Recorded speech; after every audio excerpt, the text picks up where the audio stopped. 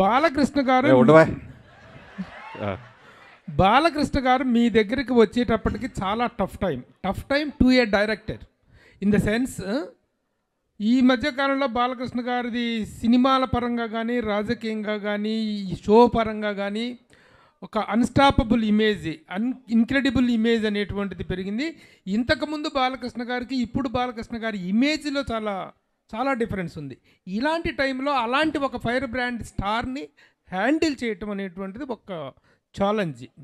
ఈ point of వ్యూలో do you have any other special attention to pay or anything else what you have special efforts పెట్టావా? అంటే ప్రభు గారు, ప్రతి సినిమాకి మీకు తెలియదు ఏం లేదు, ప్రతి సినిమాకి పెట్టాల్సిన కష్టమే. ఒక్కొక్క హీరోకి ఒక్కొక్క వోల్టేజ్ ఉంటుంది. ఇప్పుడు చిరంజీవి గారితో చేస్తున్నప్పుడు మాస్ ఫాలోయింగ్, ఆయనకి సంబంధించిన fun, humour, grace, voltage. Balayyababu అనగానే బాలయ్యబాబు గారి వోల్టేజ్ వేరు. అంటే ఇప్పుడు నేను చెప్పేది ఏంటంటే ఈ మధ్య కాలంలో వచ్చిన వేరియేషన్ అంటే అంతకుముందు ఒక మాస్ ఇదిగా ఐడాల్గా ఉన్నటువంటి వ్యక్తులు ఈ మధ్య అన్స్టాపబుల్ వల్ల ఆల్ కేటగిరీస్ ఆఫ్ ఆడియన్స్కి రీచ్ అయ్యారు. నేను జనరల్గా మాస్ అంటే నాకు ఇష్టం, నా సినిమాలు మాస్గానే ఉంటాయి. బట్ అన్స్టాపబుల్ తర్వాత నేను అన్నాను, మీరు విన్నారో లేదో, న్యూ ఏజ్ ఆడియన్స్, కుర్రోళ్ళు, కాలేజీ కుర్రోళ్ళు, పబ్బుల్లో కుర్రోళ్ళు, స్కూల్స్లో. సో ఆయనకి బాలయ్యబాబు గారు అంటే ఒక సూపర్ హీరో అయిపోయారు ఇప్పుడు. సో వాళ్ళందరికీ నచ్చే మాస్ ఎలిమెంట్స్తో ఉన్న సినిమా తీసాం. సో టఫ్ అంటే కథ మీద ఫోకస్ చేస్తే మిగతా అన్ని ఈజీ.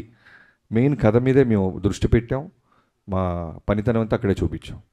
అట్లాగే ఇమేజ్తో పాటు ఒక రెస్పెక్ట్ కూడా పెరిగింది. 3 సార్లు ఎమ్మెల్యే ఆయన, హ్యాట్రిక్ కొట్టినటువంటి ఒక ఎమ్మెల్యే, బాధ్యత గల రాజకీయ నాయకుడు.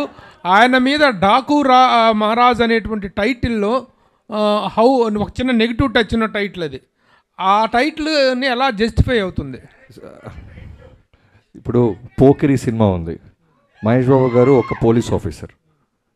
అది రెస్పెక్టా మాసా అంటే మనం ఏం చెప్తాం, సినిమా చూస్తే అర్థం అవుద్ది. పోకిరి అనేవాడు ఒక పోలీస్ ఆఫీసర్ తాట తీస్తాడని. అలానే డాకు మహారాజ్ చూసిన తర్వాత ఈ సినిమాకి డాకు మహారాజ్ అని ఎందుకు పెట్టారు, వీళ్ళు ఏం చేశారు, ఏం సాధించబోతున్నారు అనేది మీకు జస్టిఫికేషన్ రీచ్ అవుతుంది. సాధారణంగా ఈ రిలీజ్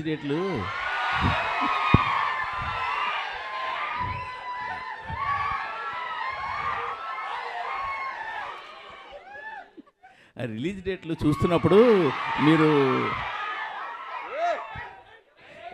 రిలీజ్ డేట్లు చూస్తున్నప్పుడు సాధారణంగా మీరు అవతల కాంపిటేటివ్గా ఏ సినిమా వస్తుంది, సీజన్ ఎలా ఉంది, ఇవన్నీ చూస్తుంటారు అందరూ కూడా. బట్ మీ వరకు వచ్చేసరికి అవతల ఏ సింపతి కార్డు ఉన్న సినిమా వస్తుందా అని చూడాలని కూడా పరిస్థితి వచ్చినట్టుంది గత జనవరిలో కానీ ఈ నెలలో కానీ రిలీజ్ అయిన సినిమాలు చూస్తుంటే. ఇది మీరేమంటారు దాన్ని? అంటే 2 సినిమాలకి కంటెంట్ కంటే సింపతి ఎక్కువ వర్కౌట్ అయిందంటారు వాళ్ళకి. నేను అడుగుతున్నాను మిమ్మల్ని. కంటెంట్ కానీ కంటెంట్ ఉంటేనే వర్కౌట్ అవుద్ది.